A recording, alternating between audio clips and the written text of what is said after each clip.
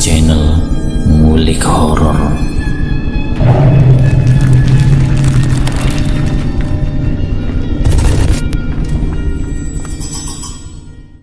Assalamualaikum warahmatullahi wabarakatuh. Jumpa kembali di channel Ngulik Horor.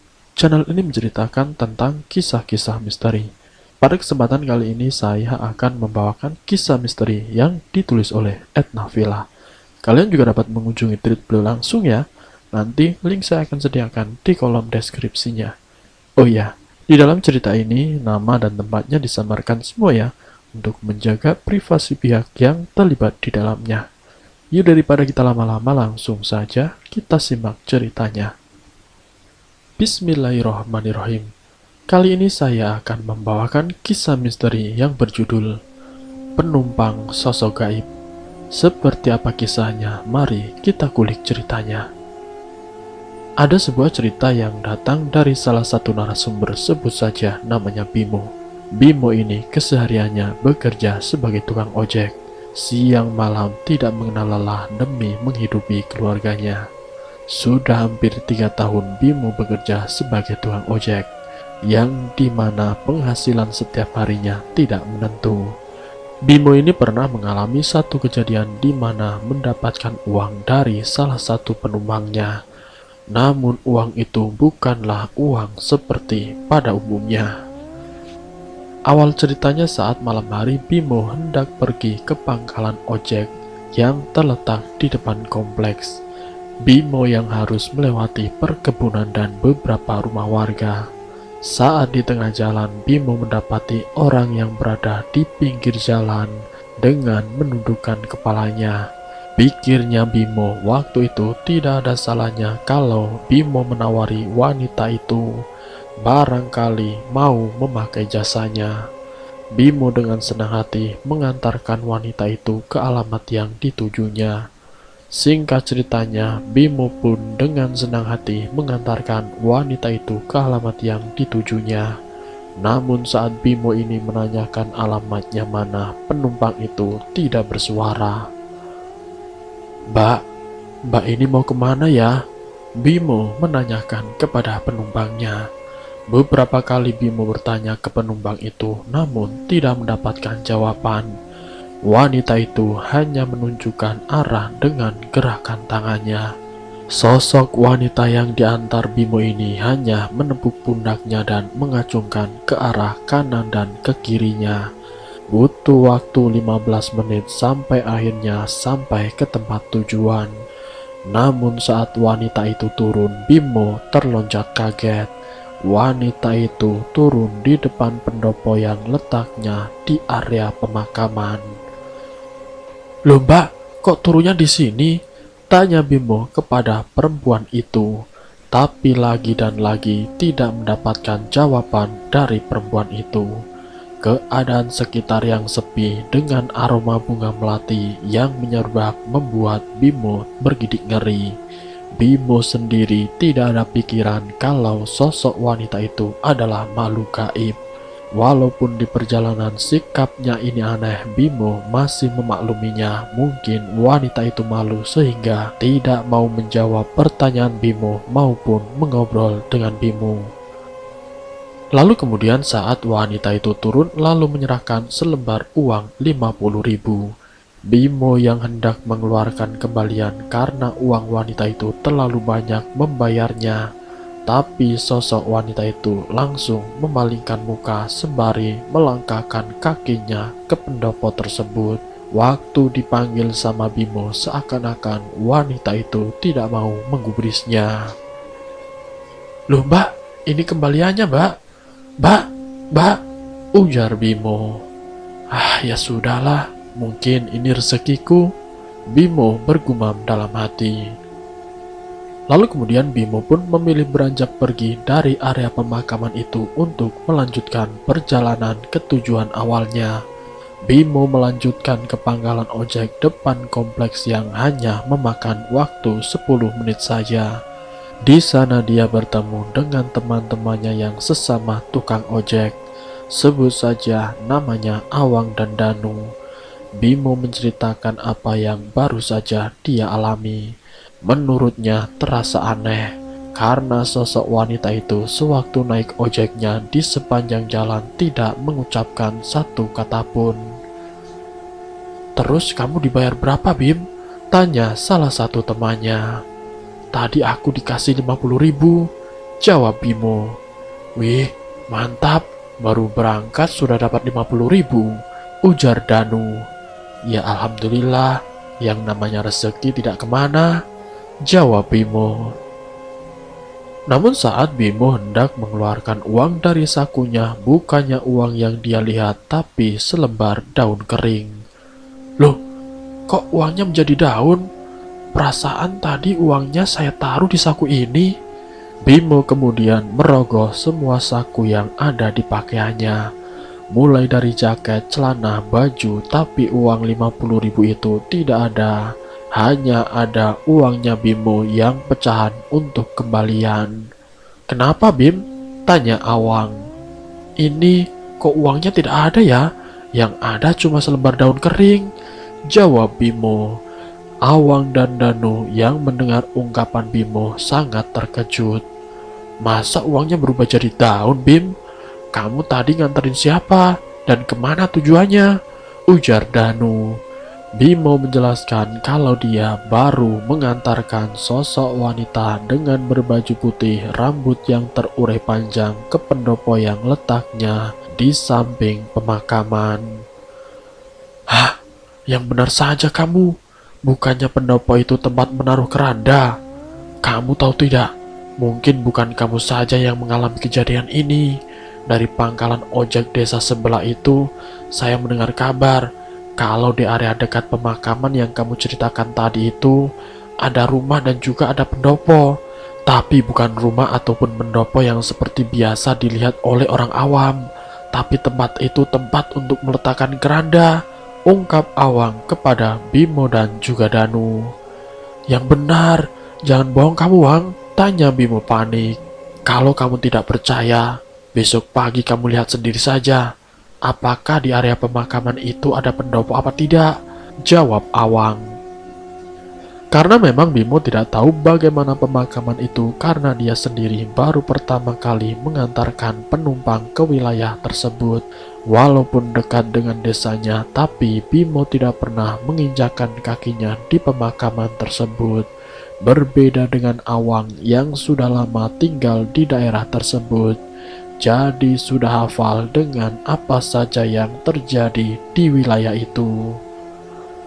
Awang yang menceritakan pengalaman beberapa tukang ojek yang lain kurang lebih 3 bulan yang lalu, ada salah satu tukang ojek yang pernah mengalami kejadian sama persis dengan Bimo. Namun bedanya sosok wanita itu dari awal berangkat sampai ke tempat tujuan hanya menundukkan kepala. Ditanya kemana tujuannya pun sama sekali tidak menjawab. Namun saat melewati pemakaman, wanita itu menepuk pundaknya dan menyuruh untuk berhenti. Dan saat motor itu berhenti, sosok wanita itu tiba-tiba menghilang entah kemana, membuat tukang ojek itu langsung melajukan motornya meninggalkan area pemakaman dengan ketakutannya.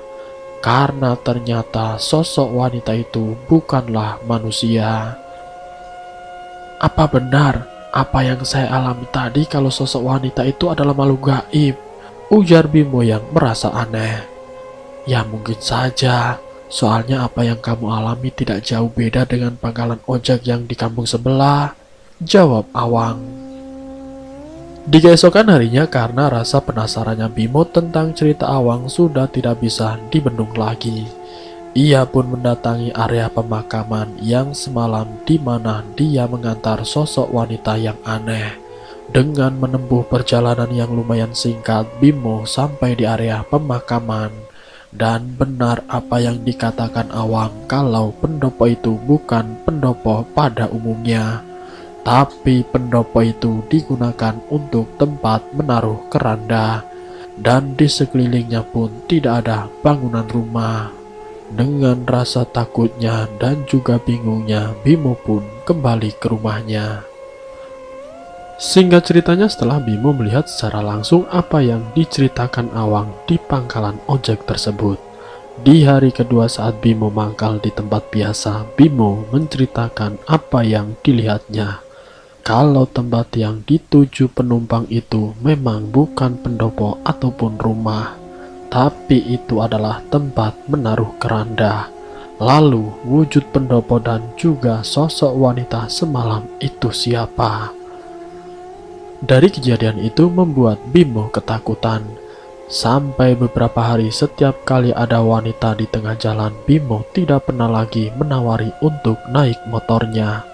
Walaupun itu manusia nyata, tapi dia enggan untuk menegur orang tersebut. Hari ketiga semenjak kejadian malam itu, Bimo memimpikan sosok wanita tersebut, yang ternyata wanita itu sering mengganggu orang-orang di sekitar. Arwah wanita itu gentayangan karena meninggal akibat kecelakaan tabrak lari, dan jasadnya tidak dikebumikan secara layak. Tidak hanya mengganggu tukang ojek ataupun warga sekitar, tapi sosok wanita itu sering mengganggu para pengendara motor yang melewati penyeberangan depan komplek yang dekat dengan area pemakaman, yang mengakibatkan banyak orang kecelakaan. Dan yang lebih mengejutkan lagi, sosok wanita itu berwajah menyeramkan. Matanya mengeluarkan darah dengan bentuk wajah yang tidak sempurna lagi. Bimo memimpikan sosok wanita itu 3 kali berturut-turut, yang membuat Bimo selalu was-was. Bimo teringat akan selembar daun kering yang sempat diselipkan di motornya. Apa daun ini aku buang saja ya, daripada mimpi itu setiap malamnya datang terus, gumam Bimo dalam hati. Saat daun itu hendak dibuang, Bimo merasakan keanehan dari daun kering tersebut. Daun yang masih hijau pun mudah robek, tapi tidak untuk daun yang sudah mengering tersebut. Daun itu benar-benar tidak rusak. Walaupun sudah terkena angin, terkena panas, bahkan terkena hujan. Sedangkan daun yang lainnya itu sudah terkikis, bahkan sudah hancur, tidak berbentuk lagi. Tapi kenapa daun itu berbeda dengan daun yang lainnya? Inilah yang membuat Bimo semakin heran. Sekitar 1 minggu daun itu diamati oleh Bimo. Dia berinisiatif mengembalikan daun itu ke pemakaman tempat di mana dia mendapatkan uang dari sosok wanita tersebut.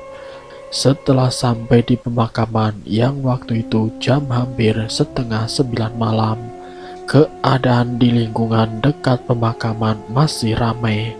Namun untuk masuk ke area pemakaman, suasananya sudah berbeda. Bau wewangian yang bersumber dari kembang kuburan sangat menyengat di indera penciuman. Antara rasa takut, bingung karena daun yang masih disimpannya ini wujudnya masih sempurna, walaupun sudah beberapa hari terkena panas dan hujan. Bimo juga selalu kepikiran tentang wanita yang pernah datang di mimpinya. Dengan keberaniannya, Bimo melangkahkan kakinya ke dalam pemakaman sembari berkata, "Ini uangnya saya kembalikan. Saya tidak mau lagi berurusan dengan kamu," ujar Bimo di tengah-tengah pemakaman. Singkat ceritanya, setelah daun itu dikembalikan, seperti biasanya Bimo bekerja sebagai tukang ojek. Dia menceritakan ke Awang dan Danu tentang keanehan dari daun tersebut, dan juga tentang mimpi yang beberapa hari menghantuinya. Awang dan Danu yang mendengar cerita dari Bimo, daun itu ternyata menjadi sebuah jimat bagi Bimo. Karena tanpa disadari Bimo, daun yang selama ini disimpannya, Bimo selalu mendapatkan keuntungan di setiap harinya. Tanpa disadari oleh Bimo, Bimo selalu mendapatkan banyak pelanggan yang ingin naik ojeknya. Ini yang dirasakan oleh Awang dan Danu yang sebagai teman akrabnya Bimo. Tapi Bimo sendiri tidak menyadari. Tapi setelah daun itu dikembalikan, Bimo justru malah merasa lebih lega. "Saya lebih memilih untuk bekerja dengan keringat saya Daripada saya harus menggunakan daun itu sebagai media perantara saya untuk mencari rezeki, itu namanya musyrik. Bimo lebih memilih apa adanya, tapi berbeda dengan Awang dan Danu yang pola pikirnya masih mengandalkan jimat ataupun benda-benda klinik. Bimo yang memilih mengembalikan daun itu, dan pada kenyataannya Bimo masih banyak mendapatkan penumpang seperti biasanya. Tidak ada bedanya antara dia menyimpan daun itu ataupun setelah dikembalikan. Pada kenyataannya memang rezeki itu sudah ada yang mengatur. Dari penjelasan Bimo kepada Awang dan Danu, ternyata Awang selama ini menggunakan jimat agar ojeknya bisa laris. Namun setelah Awang ini mendengarkan cerita dari Bimo, akhirnya dia percaya dengan perkataan Bimo. Awang menunjukkan jimat penglaris yang dipercaya bisa mendatangkan banyak penumpang. Jimat itu pun diperlihatkan kepada Bimo dan Danu. Saat Bimo ini memegang jimat itu, Bimo menjelaskan kepada Awang. "Ini untuk apa, Wang?" tanya Bimo. "Ini untuk memperlancar rezekiku, Bim," jawab Awang. "Tapi jimat ini berdampak pada kamu sendiri, Wang. Kamu akan merasa malas untuk beribadah. Kamu akan merasa percaya diri dengan adanya seperti ini. Tapi kalau kamu lebih yakin pada Sang Pencipta, kamu pasti akan mendapatkan rezeki yang berkah. Mungkin selama ini kamu gunakan jimat ini, kamu mendapatkan banyak penumpang. Tapi asal kamu tahu, jimat ini tidak ada keberkahannya untuk keluarga kamu, Wang," ujar Bimo menasehati Awang. Awang yang mendengar ucapan dari Bimo akhirnya pun merenung. "Apa yang dikatakan kamu benar juga, Bim. Keluargaku setiap aku pulang kerja, pasti yang ditanya uang, uang, dan uang," jawab Awang. "Nah itu dia, karena kamu sendiri jauh dari Sang Pencipta, dan keluargamu yang memakan uang dari bantuan jimat itu pun ikut terpengaruh. Hanya duniawi saja yang mereka pikirkan, Wang," kata Bimo. "Oh ya, uang yang kamu dapat apakah ada sisanya?" tanya Bimo. "Selama saya memakai jimat itu tidak ada sisanya, Bim," jawab Awang. "Kalau menurut saya lebih baik kamu kembalikan jimat itu, dan kamu harus berubah. Lebih baik kamu yakinkan hati dan jiwa kamu pasrah terhadap Sang Kuasa, dan pasti kamu akan mendapatkan keberkahan dari usaha yang saat ini kamu lakukan sebagai tukang ojek," jelas Bimo. Awang yang mendengarkan ucapan dan juga nasihat Bimo, dia yakin akan merubah pola hidupnya dengan cara bertobat dan juga membuang jimat tersebut. Semenjak nasihat yang disarankan Bimo, selama sebulan setelahnya Awang mendapatkan ketenangan dan ketentraman dalam hidupnya. Rezeki yang didapatkan sedikit banyaknya itu benar-benar dirasakan oleh anak istrinya. Bimo pun kini hidup dengan apa adanya. Dia yakin rezeki itu sudah ada yang mengaturnya. Dan selesai. Semoga dari kisah ini kita dapat mengambil hikmah dan pelajarannya. Ambil sisi positifnya dan buang jauh-jauh sisi negatifnya. Semoga kita semua selalu dalam lindungan Allah Subhanahu wa Ta'ala, dan semoga kita semua selalu diberikan kemudahan dalam urusan apapun. Terima kasih untuk kalian yang sudah mampir di channel kami. Jika kalian tertarik dengan video kami, silahkan tekan tombol like, share, dan komen. Tekan subscribe untuk mengikuti video-video kami yang selanjutnya. Wassalamualaikum warahmatullahi wabarakatuh.